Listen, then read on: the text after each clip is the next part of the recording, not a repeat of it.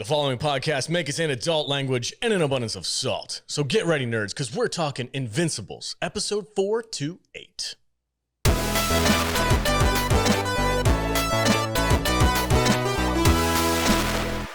Welcome and thank you for listening to the Salty Nerd Podcast. I am your host, the Salty Nerd, and today we're going to be talking about the season finale ending cap of the rest of the episodes that we didn't catch last time of Invincible on Amazon Prime. I'm joined as always by the Bearded Barbarian. Welcome to the show, sir. Welcome back also. Well, I haven't seen you in a while. I was here last week. I was not. Because I thought things were going to happen. And they didn't happen. They didn't happen.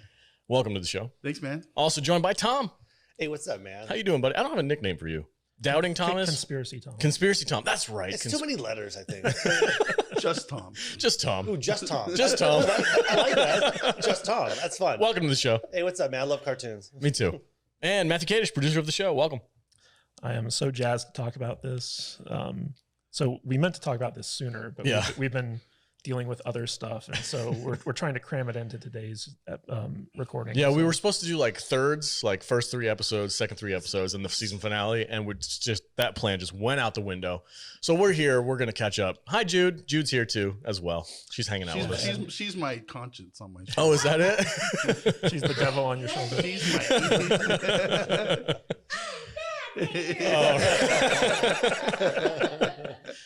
All right, so Jude, she doesn't like cartoons, so we asked Tom to come and sit in because he actually liked the show. Yeah, she tagged Tom for this one. All right, guys, before we dive into it, we're gonna take a quick break, and we'll be right back, and we'll dive super deep into these awesome episodes. Welcome back. Hey, if you guys love this channel, if you're already subscribed, and if you would like to support us, go to saltynerdclub.com. That's our Patreon page where we don't have to rely on YouTube monetization nonsense. You guys can support us directly, get access to really cool stuff. You can get blooper reels, behind the scenes photos. You can contact the hosts themselves and have a little chat. Let us know what you guys want us to listen to or not listen to, but watch and review on the channel as well. And that would be greatly appreciated. We really do appreciate all of our supporters on Patreon. Go to saltynerdclub.com. All right, let's dive into this. Take it away, Kadish. What's our first episode 4 synopsis? All right, so episode 4 is entitled Neil Armstrong, Eat Your Heart Out.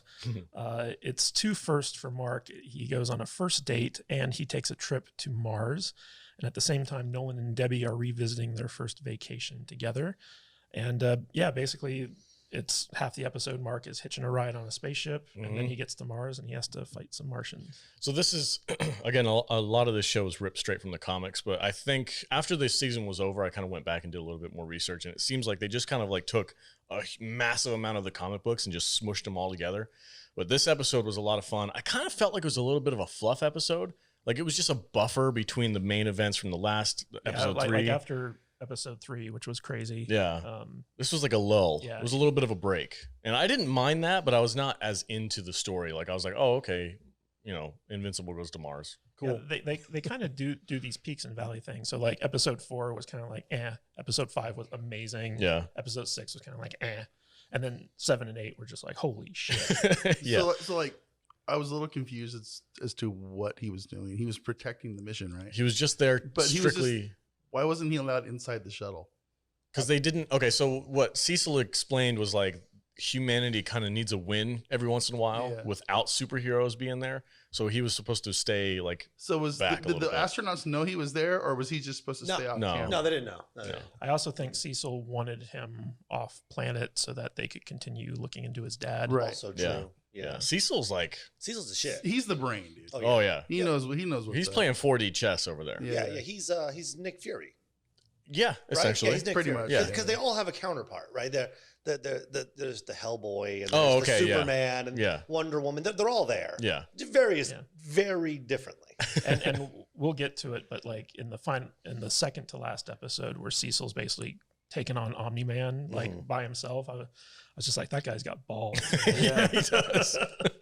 All right, so I mean, there's not much that happens in this episode. We get some exploring of Mars. We get Damien Darklight kind of narrowing in on Nolan, and basically Cecil basically exorcises him back into hell at the end of the episode. Freaking awesome. Yeah. Like that was kind of unexpected. I was kind of sad though. I didn't see it coming. Because I like that character. Oh, he was so brutal. He was in the way. He was in the way. But he told him to get out of the way. Well, he was tipping their hand. Like Cecil knew that Nolan killed the Guardians of the Globe, and because of Damien's like relentless investigation, he was kind of alerting Nolan to it, and Cecil needed to have Nolan in the dark. So Nolan was on high alert after this because he started suspecting that people. Yeah, Omni Man. Omni Man. Oh, that's his name. Yeah, Nolan. You can tell I'm. You didn't catch that? What's the name of the alien race? Ventricles? I have no idea. Ventricles? Ventricles? Viltrum. Viltrumites. It's a Viltrumite. So like I've gone through this show one time. I've seen the whole thing. Yeah. But first viewings, I really don't pay attention to the little details like that. Okay. Oh, the little like what's his, his actual name. His actual name, because I don't really feel like it was important. But whatever. It's just a distinction. I mean, you can call him Omni Man. It's not a big deal. Okay. But like, Nolan is you guys his name. saying, Nolan. Nolan, he's your next door neighbor. It's like, I don't know. Who the hell is Nolan? J.K. Simmons, Yeah, okay. No big deal. But this was like a real Game of Thrones moments, I thought, where basically Cecil, not only to kind of show Omni Man that they're kind of on his side, but also to kind of eliminate the threat that Darklight's investigation was putting them in. He basically made a call to get rid of this guy, and it was brutal. Yeah. Okay, so the Mars thing was kind of cool, although I think it was very much like a fluff episode, but it kind of sets up what happens later on with these these little squid zombie alien things. Yeah, I'm assuming there's going to be a Mars attacks. Yeah, there's going to be an episode at some point in the future. Yeah, for sure. But I did think it was funny. There was a lot of comedy in this episode where Invincible Mark just kind of like fumbles over being a superhero. He doesn't really do everything right. So going forward, I need you to refer to these people as their superhero names. Hulk Girl. Okay. Hulk Girl. Stone Skin Guy. Okay. Yeah. The real obvious ones. Don't use their real names. Okay. I won't know who they are. So the big thing on call him just almost Luke Cage. Can we call him that? It's almost Luke Cage. It's almost Scarlet Witch. Yeah. Luchador Kingpin. Yeah. Luchador Kingpin. Yeah. The big thing on Mars is that the Martians live underground, but they do so because there's this other alien race of like face huggers that once they take you over, they become like this hive mind type thing, and they're unstoppable. And because the Martians can shapeshift, they've been able to hold them off, but they were afraid once the humans came to Earth that they would get infected. And once one of them becomes infected, it can control like all the little face hugger things. Yeah. And so Mark, the flood, right? The flood. Yeah. Oh, yeah. So Mark basically kind of goes against the Martians' wishes because they want to kill all the humans. And because he's a Ventrumite, like he doesn't, he's not affected by these facehugger things. But instead of letting them get killed, he rescues all the astronauts. But in doing so, one of the astronauts gets taken over, stays behind, and basically like starts attacking all the Martians. So Mark basically fucks over all the Martians. Yeah. And correct me if I'm wrong, but one of those facehugger things ends up back on Earth. Is that correct? No, it was like it was an alien shapeshifter. Oh, okay. That went back to Earth. Because one of the astronauts was like, had like a little weird look to him when he got back. Well, that was the astronaut that stayed, that was like taken over by the facehugger stuff. Okay. I think they were called like Sequidites or something. Squidites or something like that. Something like that. Squid Billy. You guys pay way more attention to that stuff than me. We have to do another disclaimer like we did with the first 3 episodes. We're brand new to this. We didn't read the comics. This is like a first time viewing for the show, so we're not like well versed in this universe. We're gonna get roasted. We also have bad memories. And we can't pronounce anything correctly. And we're drinking. I mean, come on, guys. It's a lot of things. A lot of contributing factors. I can't get over the fact that Omni Man looks like J. Jonah Jameson. It's weird. Why is that weird? It's amazing. It's on purpose. I mean, but you know what's funny though is he looks very comic book accurate too. And my elbow pits are sweating, and I'm getting like clammy from the alcohol. From the 9 a.m. booze. Oh, I thought it was the Omni Man. He's like, I'm getting a little sweaty over here. My under boobs are getting a little moist. He's like a really sexy J. Jonah Jameson Superman. He is very sexy. All right, Kanish. Yeah, think of that mustache. Yeah, I also like how all the Viltrumites have mustaches. Oh, it's amazing. And like apparently, according to the comics, the head Viltrumite, the guy who runs like the race, it's the biggest mustache of them all. Well, he looks just like Freddie Mercury. That's amazing. Oh, I can't wait to see that. Just wayfish. Do you have to cough? No, it's a Freddie Mercury thing. Oh, I'm sorry. I thought you were trying to tell us to stop. Yeah, I thought that was like baby sign language or something. Okay, episode 5. Give us a synopsis, Kadish. You don't know Radio Gaga at all. Come on. All right, so episode 5 is entitled That Actually Hurt. This is actually one of my favorite episodes of the season. So feeling confident in his new abilities, Mark risks a team up with a local villain that he fought in, I believe it was episode 1, to take down a crime lord while simultaneously juggling school and a new relationship. And this is where we get sort of Luke Cage with like the stone skin. And he's like actually like a criminal mastermind, kind of looking to co-opt the heroes to help him take down his rival, who is like a robotic. Oh, dude, Machine Head is amazing. Machine Head. And voiced by one of my favorite actors, Jeffrey Donovan, who's Michael Weston from Burn Notice. He's real famous from that. But he does a bunch of different like small roles in all these different movies. He's amazing in everything he's in. He's one of my favorite actors. Yeah, he's really good. I want to broach a subject here. Broach? Broach. That's okay. That's an adult word. Hold on. Okay. Let me sit up straighter. Hold on. Oh, excuse me, sir. Go ahead. So do people Can we like get some this? biscuits with this coffee and tea? I kind of want to. I'm trying to wrap my head around this show. Okay. And its popularity. Okay. Okay. So is it popular because it's good, or is it popular because every celebrity known to man voices a character in this thing? That's possible. I have a theory of why. I have a theory of why people like it. Because the storyline is good and it's relevant because you see similarities between different stuff, right? Mm-hmm. Like there's Wonder Woman and all this, so that's fun for people. Because I see a lot of the story itself. Uh-huh. Okay, there's several stories. The Mark story, the Invincible story is terrible. It's high school. It's Right. It's CW, and then you get out of that, and it's a much darker story. And then it is just the most brutal show you've ever seen. So you get on one end like the CW happy la la kumbaya, and over here is X-rated violence. Right. And you get it in the same show. I totally it's amazing. understand. Because I have a hard time with this show. I'm not on board with this show as much as everybody else I'm is. dialed in. But I love the violence. Oh, it's so violent. I love the hyper violence. It but makes I up for the rest. It does. I'm does. not going to disagree with you there. Yeah. But I see people like Robert Kirkman, who is the zombie guy. Mm-hmm. He's the zombie guy now, right? He makes cool zombie shows. But I don't feel like he broke the mold here. I feel like he just took Wolverine and all these and different characters from other established comic books and just kind of tweaked them a little bit and gave them new names. Yeah. And different, people to he did make a very unique story, right. But he populated it with characters that a lot of people already are familiar with. Concepts. Yeah. Yes. Yeah. Like he basically took his version of existing superheroes from DC and Marvel and created a whole new world for them to exist in. And I actually think we call it Earth 7000. What did you want to call it? I actually think that this is an incredibly well-written show because, there were times there was at least one time in every episode where there was an oh shit moment for me where it's like, oh, wow. And in this episode, so basically Robot Head, or is it Machine Head? Machine Head. Robot Head is a YouTuber who's also a fan of our show. What's up, dude? yeah, he's cool. We like him. But Machine Head kind of anticipates that his enemies are coming for him. And so he collects a kind of cadre of supervillains that he can call upon to protect him. And so in this episode, not only do we get to see Mark get his ass handed to him badly, it's glorious. But the new Guardians of the Globe, led by Robot, they get messed up. Monster Girl almost dies.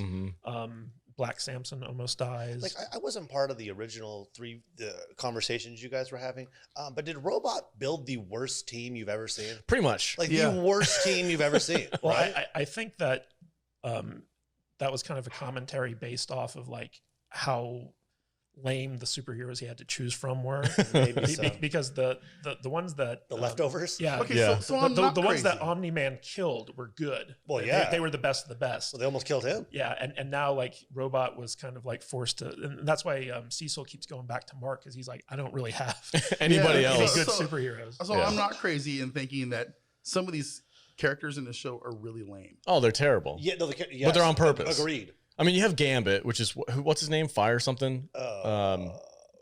He's basically Gambit. He's Gambit, yes. Yeah, and then you got Monster Girl, who's kind of the Hulk, but with like a weird thing going on with it. She gets younger. The longer she uses her powers. Very strange. By season 4, she's going to be 4 years old. Toddler. It's like she has a curse that every time she transforms, she comes back a little bit younger than she was. There's a DC character like that. He summons the demon Etrigan. Yeah, it's very similar. Okay. Yeah, it's very similar. But anyway, this episode, it was a ton of fun. I really love, like, Mark was like, I want to help this guy out. He seems like he's down on his luck.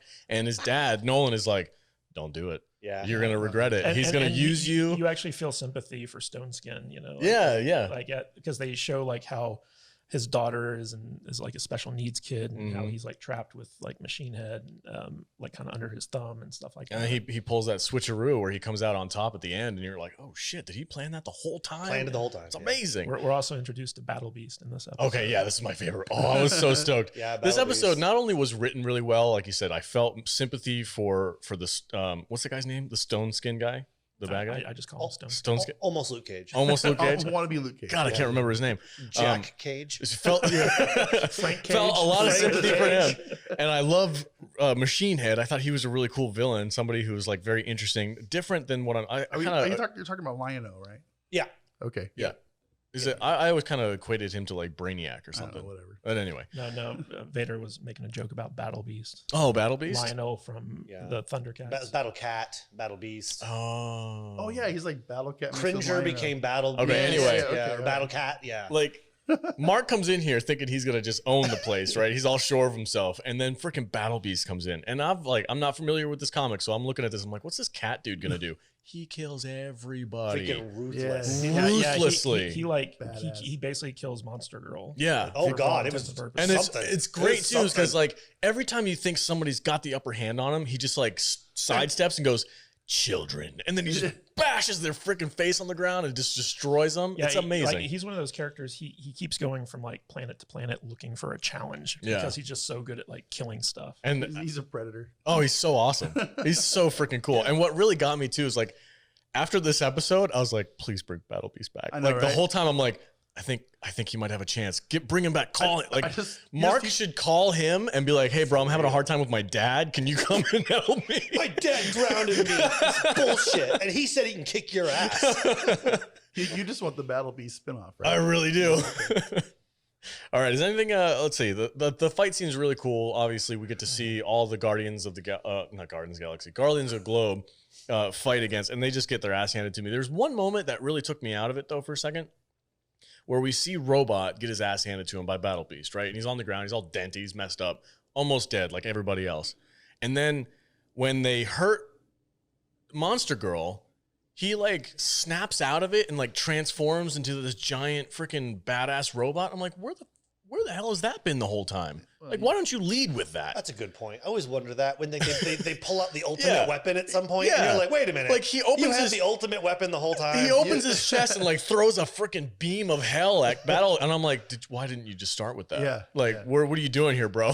Yeah, lead with that. Yeah. I don't understand. And then like they all get pissed off and they're like, "Oh, you messed up, bro." And I'm like, "Where have you been this whole time?" That is a fact. And also, we're at this point we're still kind of suspicious about Robot because he broke those two like mutant twins out of the Supermax prison, and so we're like, "What's his end game? Like, is he a bad guy? What's going on here?" He's just in love. Yeah, that's all it is. No, he's just a boy in love. He's a weird jelly bean floating in a tank of goo. That was awesome. We'll get there in a second. There was one other thing I noticed about this episode where when Mark is in there just getting his ass handed to him, Omni Man is actually, did you guys catch that? Yeah. He's just watching the whole thing play out. I mean, he just figures they'll take each other out and he won't have to get his hands dirty. Yeah, maybe, but that's his son. Like, he doesn't seem to care. He doesn't. Yeah. I seen the final episode. Yeah. He cared just enough. All right, let's move on. Episode 6. So episode 6 is You Look Kinda Dead. And basically, Mark joins William and Amber on a campus visit to Upstate University, hoping to discover a new future for himself. But turns out that there's a supervillain at play who's turning college students into super soldiers. This was the CW episode. Yeah. Yes. Okay. Yes. Yeah. And Debbie, who's Mark's mom, she makes a disturbing discovery that connects her husband Nolan, aka Omni Man, to the deaths of the Guardians of the Globe. So is this when she found his uniform? Yeah. In a trash bag in their living room? Casually. He could have flung it into space. He could have thrown that thing he could have ate it. To the sun.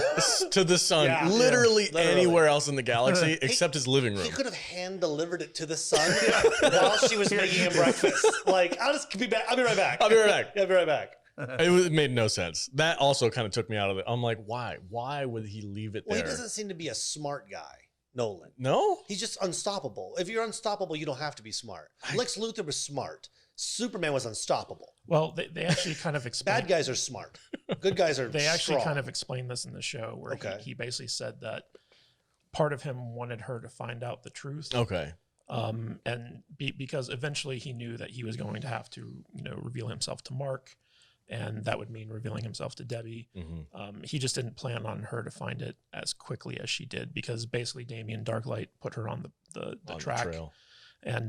And once she found it, there was no putting that back in the box. So is Damien still around? Because there was that scene where she goes into the closet and like you can see her breath and she gets a chill. Well, basically Damien hid his notebook in her closet that had all of his evidence that Nolan was the killer. And so she found it. He didn't actually come back after he got sent back to hell, but she found his notebook, which was what caused her breath to. Oh, so he's like, it was like the Necronomicon. He's like haunting the notebook. Yeah, and like it's a demon artifact. Yeah, maybe we got, it is from hell. I buy that. Yeah, I can get on board with that. Yeah. What else happens? I think it was all written in blood too. It's a mess. She opens the pages and it's just like one of those conspiracy spider webs that's just got like strings all over the place. It's definitely one of the best parts. It's like one of Tom's notebooks. Yeah. Oh yeah. It's got a lot of strings. Conspiracy Tom.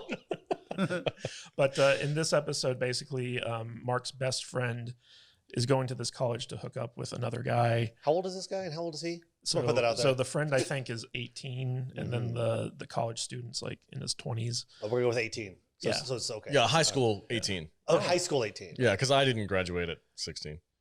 Yeah, I was 17 when I graduated. Yeah, I was 17. So basically, they go to this college, and while they're there, there's this kind of like super genius at work who's kidnapping co-eds and turning them into these like cyborg super Hey, say soldiers. co-ed again. I like the way you said that.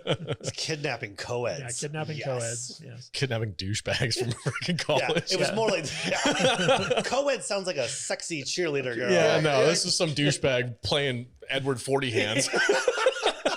Co-eds are like the easy chicks in the co-ed dorm. Yes. And so like this super villain, he's kind of like a big fan of the master race theory, and so he's trying to create like the next evolution of humans through like this like cyborg human like mishmash. And one of his super soldiers gets loose while they're at the college, starts running on going on a rampage, and so Mark has to go and stop it while he's having relationship troubles with the cyborg. It's on the rampage. Yeah. So okay, so the CW thing, I kind of want to talk about that for a second. Whose side are you guys on?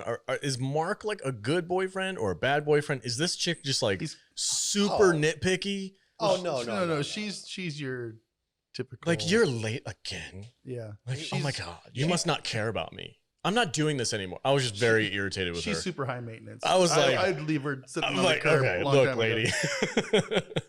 I don't know. I mean, personally, I would have gone for Adam Eve. Yeah, definitely, 100%. Yeah, I don't understand the Adam Eve thing, but I don't get it. But yeah, I go with her too. Not only because, I mean, what is the Adam Eve thing? What she's like Green Lantern. No. Oh, what do you mean? No, like the symbol. Well, and she goes Adam Eve. Her name is Eve. Yes, and she has the power to control manipulate atoms to rewrite reality. So she's Scarlet Witch. Is she Scarlet Witch or is she Green Lantern? She's a little bit of both. A little bit. Okay. Of both. Yeah, ATOM. I guess because she can. Up and Atom. Yeah. Up and at them. Yeah, like molecules. Up and Atom. Yeah. I guess because she has the ability. That's a deep Simpsons cut. She has the ability to like manipulate real world things and turn them into something that they're not. Yeah, I guess that would be more like Scarlet Witch. Yeah, she does. Yeah, she does. But in this episode, basically, Mark's best friend finds out his secret identity, and I guess the girl that Mark's dating, what's her name, Amber.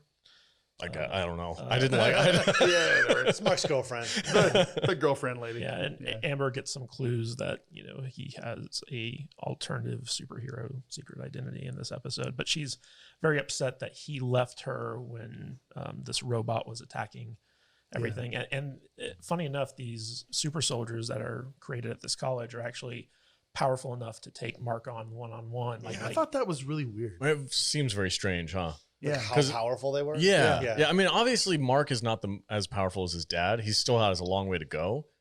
But his dad's thousands of years old. Yeah, he's got a while under his belt there. But the interesting thing about this is that once Cecil and his crew come in to confiscate these super soldiers, they actually take the evil genius and use them prisoner. And they're like, we need you to build more of these because if they can go up against Mark, then maybe they can go up against his dad. Well, they NASA'd him. Yeah, for sure. They Werner von Braun. Yes. He's running NASA now. One of the funny things that was straight from the comics too is like Mark breaks his jaw. His jaw's all messed up, and then in the next scene we see he has like a metal jaw from Cecil. He heals up really good. Yeah. That was straight from the comics. I just wanted to note that this show seems to be really comic book accurate. They're not taking very many liberties with this show. I haven't read the comic book, but if that is the case, I applaud them. Yeah. Because I really dislike it when these shows, like I said, they're taking stay true to the source material. They're taking volumes the Dark of comics. Tower movie was the worst thing I've ever seen. They're taking volumes of comics and they're kind of like mishmashing them together into an episode. Well, the interesting thing is that the guy who wrote the comics is writing the show, so like he's kind of, you know, it's always been his stuff, and he's the one who's putting it together. So it makes sense that it would be like somewhat faithful to. I'm glad it is.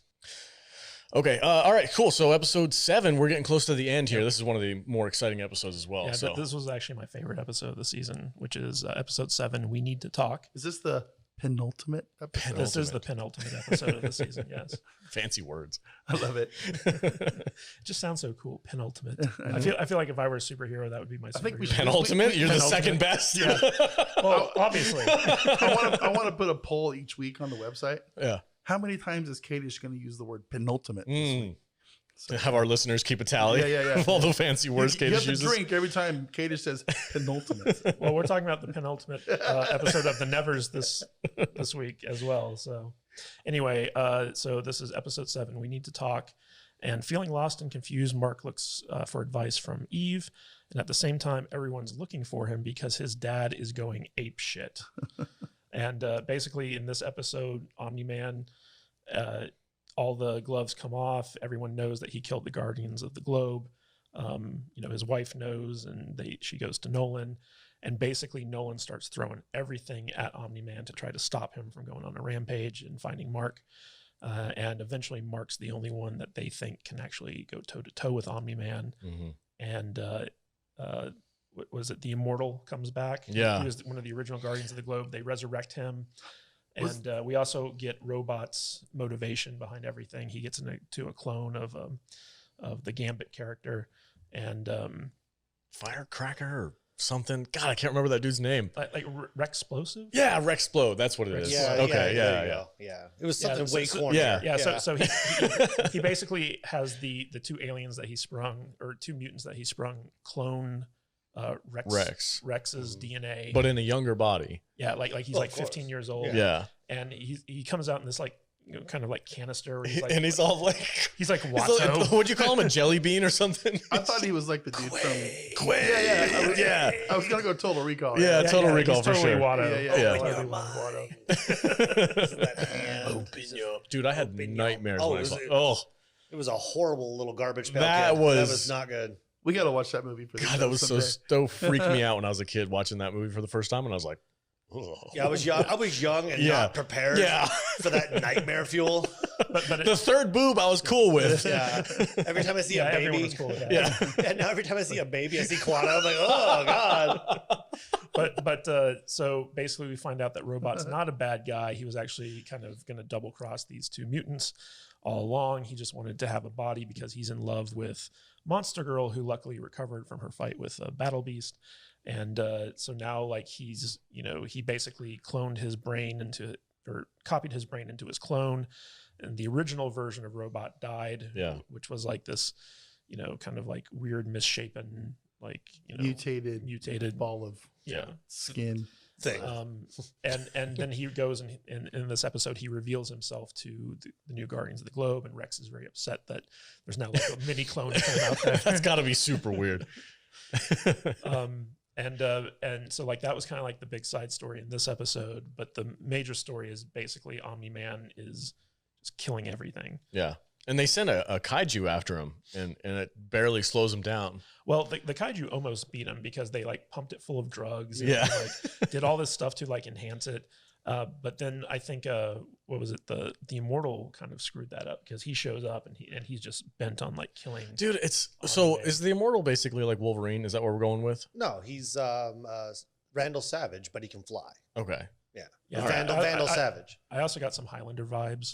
From him. Well, the same kind of thing. Yeah. So Vandal Savage is a caveman. He's alive forever. Essentially useless though, because like when he fights Omni Man in the first episode, he doesn't last long, and then when he's he was the last one that he killed. He's tough as nails. He's strong. Tough, but I mean, Omni Man he's up there with Invincible. Twice in a row, Omni Man punched right through him. Yeah, and then ripped him in half. Well, you saw what he did to Batman. Well, that should kill anybody, right? I know, that's what I'm saying.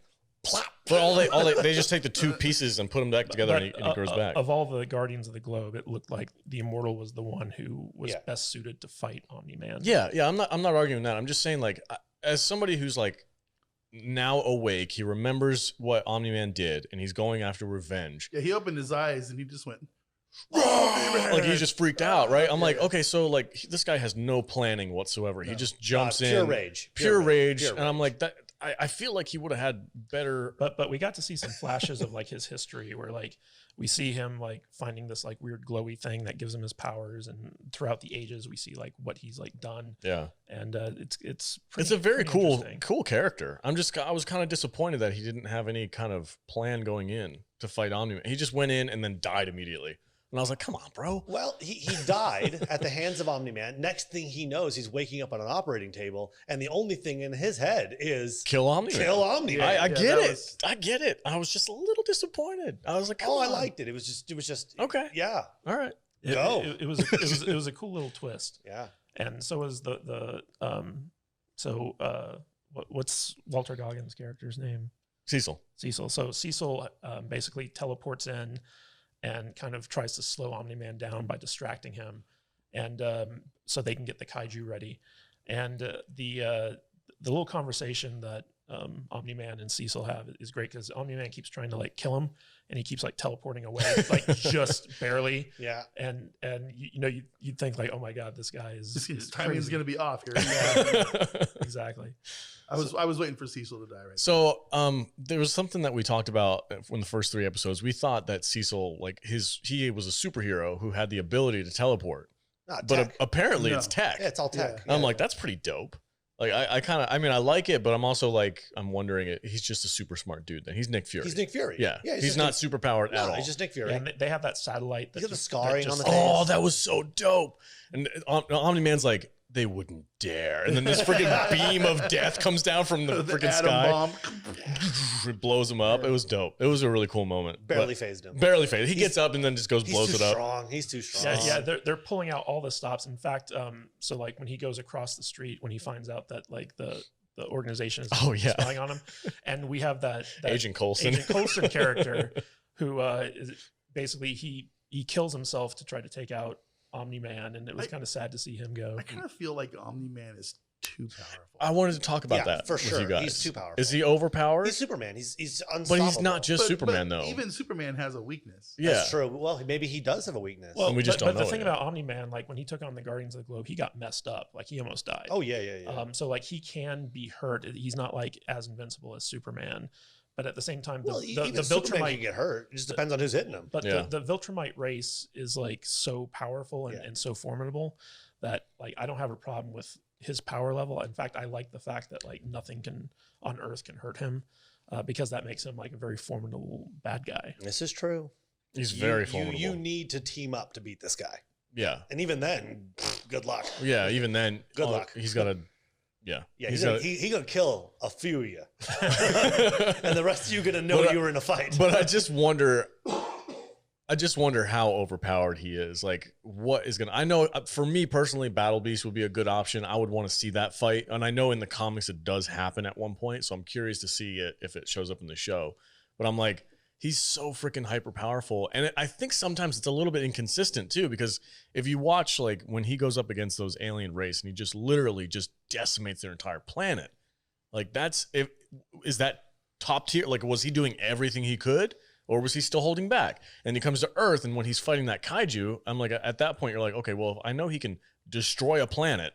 Why doesn't he just fly through this kaiju and like rip it out from the inside? Like, or how heavy is the kaiju? Can he just throw it out? Like, there's things that I'm like, okay, so if he can do this in this previous episode, why isn't he doing similar things now? He's like holding back. Why is he holding back? I think you could say that about any comic book character, though. Yeah. Yeah. I think it's just a general thing. Like, it's like, why doesn't Superman just like take every enemy he's ever had and throw him into the sun? Yeah. Yes, that's good. Why doesn't he just reverse the Earth and stop it before it happens? Spin it around. Just spin it back and forth. No, they canceled that out. That's okay. They canceled that out. WB took that out of the movie. Yeah. Superman can't do that anymore. The cool thing about this episode is that they took elements from all the previous episodes that were set up and kind of paid them off in this one with like, the kaiju and Immortal and the robot stuff. Let's get to the finale. Yeah, let's get to the finale. This is a good one. Go ahead, man. All right, so episode 8 is entitled Where I Really Come From. And basically, it's the final battle between Mark and his father, Omni Man.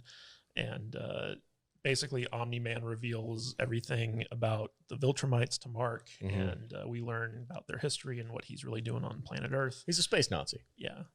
And just put it that way. And basically, Mark is no match for his father, and Omni Man kills a lot of people. Dude, just proving a point. Oh, just to prove a point. Just proving a point. The moment where he holds his head in front of the subway car and just all those decimates people with him, with his own face, and Mark's just covered in blood. I was like, oh my God, dude. The show is so brutal. Yeah, what was even worse is when Mark was trying to save that mother and daughter as the building was falling, and the building eventually collapses, and both of them died. And Mark's just holding an arm. It's so brutal. It's so brutal. So what were your guys' theories about Omni Man before the final episode? What was it pretty much? Because my consensus was either he was there to destroy Earth or he was there to take over Earth. I honestly... and then the original Justice League would have gotten in the way. Okay. If they had the opportunity to make a plan and jump him, they could have taken him. Yeah. Done did taken him, but they could have, and he knew it. Yeah, so he had to take him out. Yeah, he had to get the jump on him. Well, we knew that he came there to rule the planet, but then he fell in love, started a family, and it wasn't until Mark got his powers that Omni Man was basically like, okay, I need to get back to work. Yeah. So he was. I feel like he was kind of taking like a little vacation for a while. And once Mark got his powers, that was the catalyst for Omni Man kind of being like, oh, because like, when Mark makes the announcement to the family, you see Omni Man's face where he like kind of goes blank. Yeah. He's like, oh shit. I got to get back. So it begins. Yeah, exactly. Yeah. Or he's got that thing. He's like, I fucked up. Should have pulled out, bro. Talking about that. I mean, we're kind of skipping ahead a little bit. Talking about pulling out. But that scene where he's like, fine, what's another 17 years? I'll just make another kid. He's just beating the shit out of him. I was like, oh my God, that's so dark. Yeah, but then it led to that baseball flashback scene, which was probably like one of the most poignant scenes in the series. Oh yeah, it was amazing. You got Mark who's just bloodied and beaten, and he's missing teeth, and then Nolan flashes back to when he's a kid, and he's got those two, like the classic, 8-year-old kid with no teeth. For me, I got a 6-year-old. That was like that hit home pretty hard. Yeah. Nolan actually discovered what it meant to be like a father and how humanity is kind of like inherently good. And when he kind of comes back from that flashback and he's looking at Mark, and Mark's basically like on death's doorstep, like one more punch from him, he's dead. And he's like, what will you have in 500 years and 1,000 years? And he's like, I'll have you, Dad. Yeah. Right in the feels. And that's what sets Omni Man off, and that's what sends him. Just want to play catch and paw. I know. Oh God, it hit pretty hard for a cartoon. I mean, you don't get that often. It kind of reminded me of that drug commercial where it's like, where did you learn to do this? And it's like, from you, Dad. I learned it from watching you. But even at the end, like he has this this moment where he kind of like has a flashback to him telling his dad, "I want to be like you. You're the ideal I want to live up to. I want to follow in your footsteps." And then he realizes, like, you know, the true type of person his dad was, and he begins wondering, like, am I going to end up like my dad? Yeah. You know, so like, it was interesting. I really like Mark's whole argument with him too. And he's basically like, I don't care if I live 1,000,000 years. Fuck you. I'm not doing that. I'm not like, it was a hard stance for him to take. Like coming from his dad, I was very like, wow, man, he's got some freaking. I was pretty ballsy when I was 15 too. I said a lot of crazy shit to my dad when I was 15. I think the worst part of this episode was just how no one talked about Mark's mom. Remember, he was like, like she's a more pet. of a His pet. And then her She's face, just she just collapses and Cecil's like, oh shit. It's like somebody hit mute. That was another one of those things, like we talked about, like there's a couple of things in these episodes that kind of take you out of it a little bit. There was one thing when I asked Cadis, because we watched this episode together, or I watched it with him, and I was like, how are they following them and getting all this video feed directly to the screen and the Guardians of the Globe and Cecil? You know, like, it's fascinating you brought that up. I thought that for Death Race 2000 the entire time I watched it. How do they know what's happening out there? well, in this cartoon, they have these like little mini drones. the little balls. That's right. They got the drones. The little eyeballs. But I'm like, I can hang with that for a little bit, but then there's like, they fly from like the Midwest to Chicago in like 30 seconds. Well, my theory is that they have these things everywhere just to kind of like know where they need to like send the Guardians and stuff like that. So it's kind of like a worldwide CCTV kind of a little bit of headcanon. A little bit of headcanon, but I can deal with it. A little bit. We just did that in sync, didn't we? Yeah, you did. A little bit. Yeah. All right. So let's talk about our favorite moments in these episodes. Matt, do you have one that my favorite moment? Is there a favorite episode or a favorite moment that really kind of sucked you into the show? I just enjoyed the whole show. It kind of hooked me from the get-go. I wasn't really sure if I was going to be like into yet another superhero, evil superhero thing. Seems to be a trend lately. Yeah, it's very much a trend right now. But it was animated, and I like my cartoons, and I was into it. It was really well animated too. Yeah, I had no problem push and play every week when this one came out, and it was fun. It was actually one of the few shows that I'm actually really looking forward to watching the next episode. Like there's a couple shows that we watch for the podcast, and I'm like, okay, I have to watch it for the podcast. But if I wasn't doing the podcast, would I be watching this show? It's like there's so many animated things that come out now on Netflix and Hulu or whatever now. Yeah, and they're all that just most of them are crap. You know, even the ones that are supposed to be like good. I'm Solar never Opposites was crap to you? No, I like Solar Opposites. I thought it was kind of crap. It was kind of weird. All right, so but I like this show, you know, and it really hits on some really mature and adult themes, and it's really bloody and gory and gnarly and yeah, I mean, it's not something. If there's a cartoon I won't let my kids watch, I'm into it. Let's go. That's a good benchmark. Yeah, because you know, can my son watch this? We all grew up in that cartoon kind of generation. You I know? saw Ren and Stimpy when I was way too young. Yeah. You know, it's like they make cartoons for middle-aged adults now. It's kind of cool, and I like it. Yeah, so, I just started watching the Batman animated series with my son. And I'm so excited. What a throwback. So much fun. I just recently discovered Boomerang. The Cartoon Network? When I was doing my graveyard stint. And I was like, oh, Boomerang.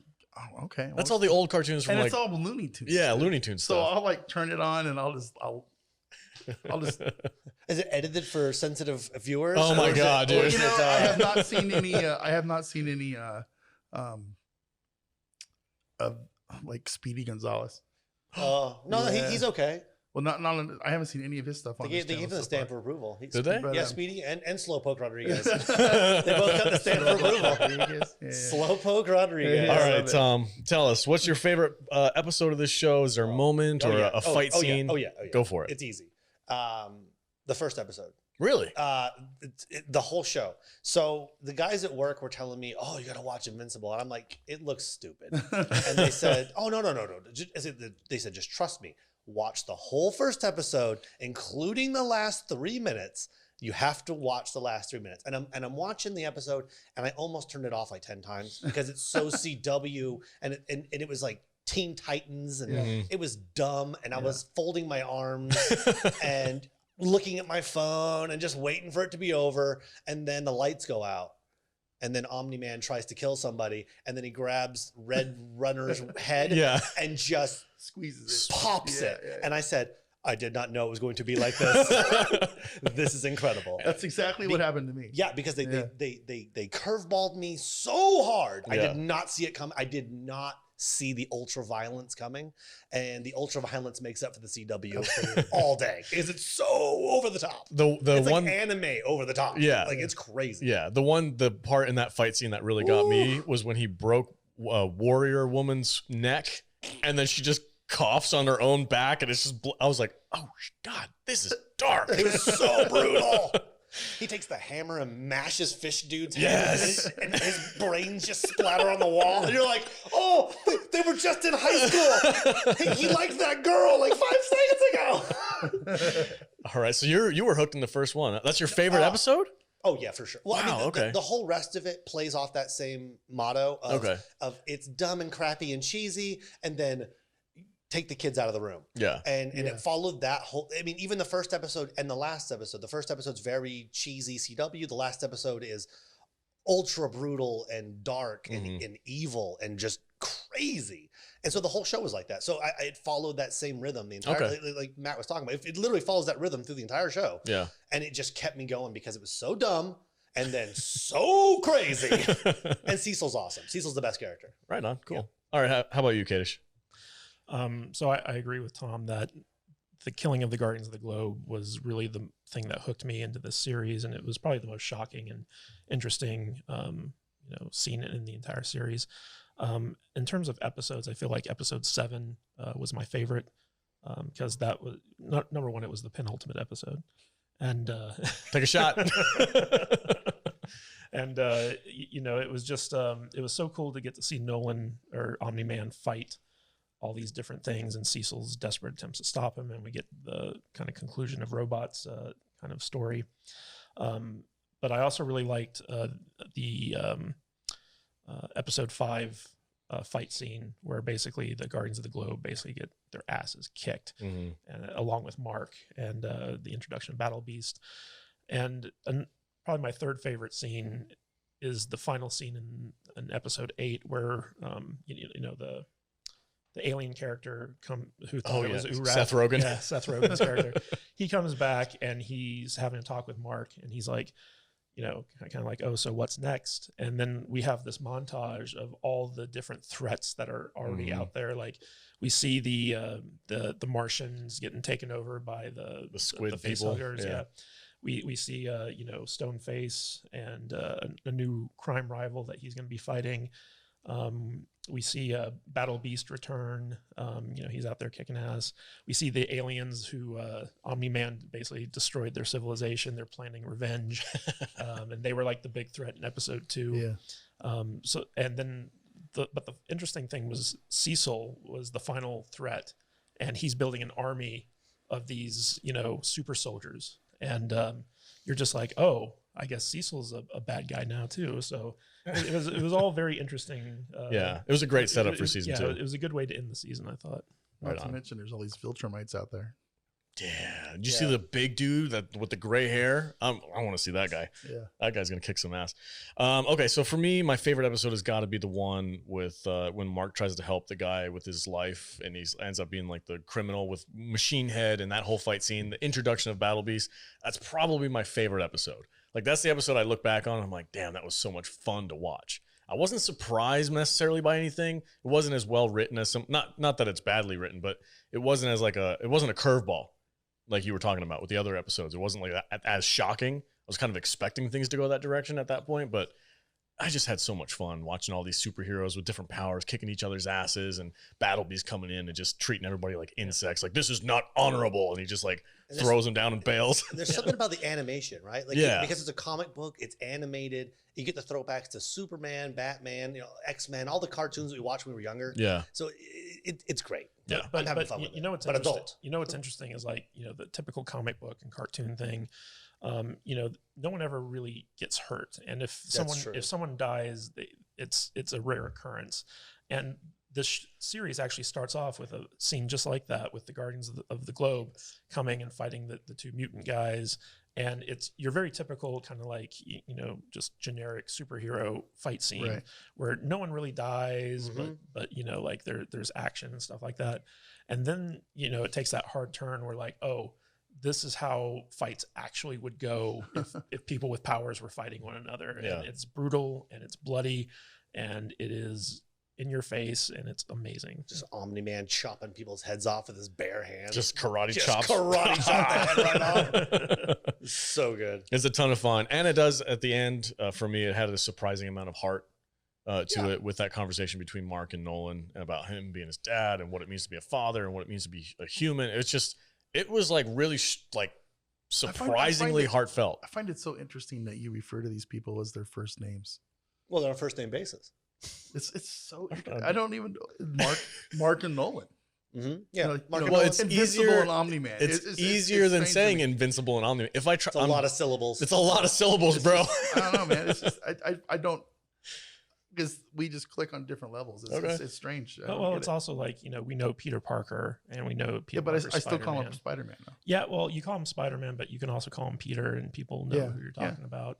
And in a way, Mark actually had a lot of Peter Parker type stuff going on in this episode with the girlfriend. That is a very good point. Yeah, that's true. It's a very good point. He's overpowered and has no idea what to do with it. So it's Spider-Man. And he talks shit while he's fighting and stuff like that. He has no idea. He has no skills. Really doesn't know anything. Just blumbering through everything. Unbelievably powerful, and that's it. It's like, oh, sorry, I knocked your building over. Just imagine if you learned Kung Fu.